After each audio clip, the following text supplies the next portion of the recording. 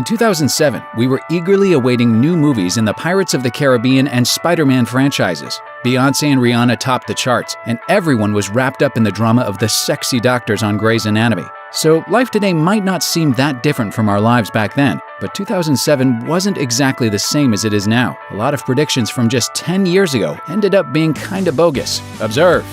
The iPhone would fail.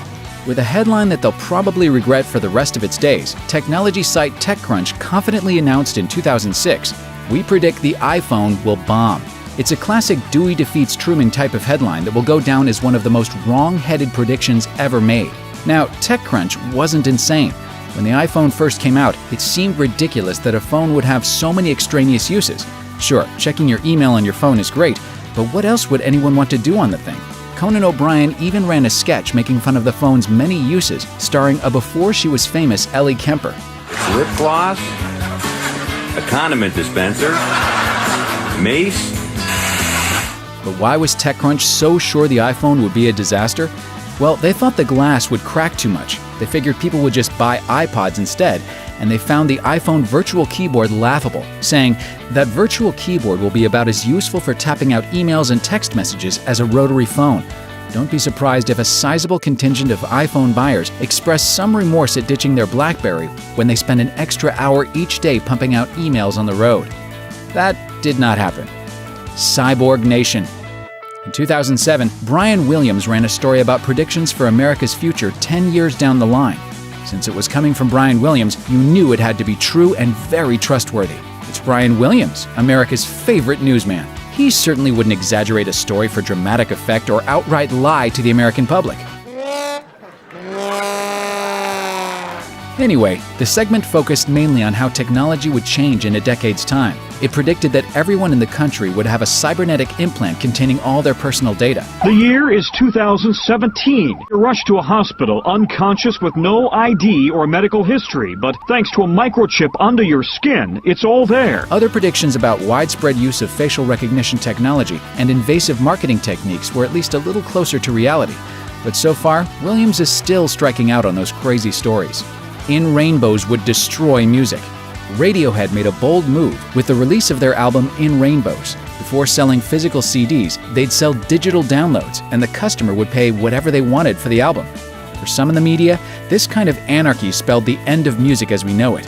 The Sunday Times declared it the day the music industry died, while The Guardian pronounced it a death knell for up-and-coming artists who would never be able to afford to essentially give their music away for free. Of course, they were wrong. The In Rainbows stunt had almost no impact on the industry, but letting fans play songs for free on YouTube and services like Spotify has become the norm. Ringtones could save music. Music executives freaking out about In Rainbows had one trick up their sleeve: ringtones. Yes, 10 years ago, ringtones were big business, an embarrassing fact for all of us who bought Clocks by Coldplay to let us know when the dermatologist calls to tell us that the new ointment we needed has arrived. Since the music industry was starting to falter from piracy and the move toward digital single sales, ringtone sales gave industry leaders hope of a phone revolution. Madonna even released her song Hung Up as a ringtone before it came out as a single.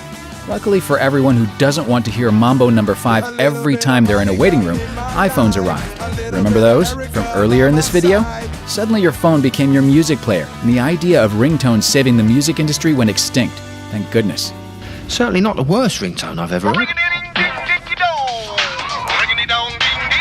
Yeah, that might be the worst. People aren't narcissists. TechCrunch had kind of a rough time in 2007.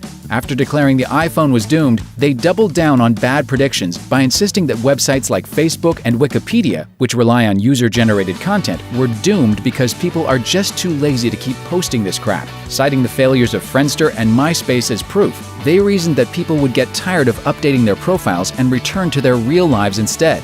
Wrong again. TechCrunch obviously didn't realize that for most people, social media is their real life now. And with things like YouTube, Twitter, and Instagram all becoming internet mainstays in the last decade, there's just no telling where this is going to take us over the next 10 years. Hopefully, Brian Williams will be back soon to let us know. Thanks for watching. Click the grunge icon to subscribe to our YouTube channel. Plus, check out all this cool stuff we know you'll love too.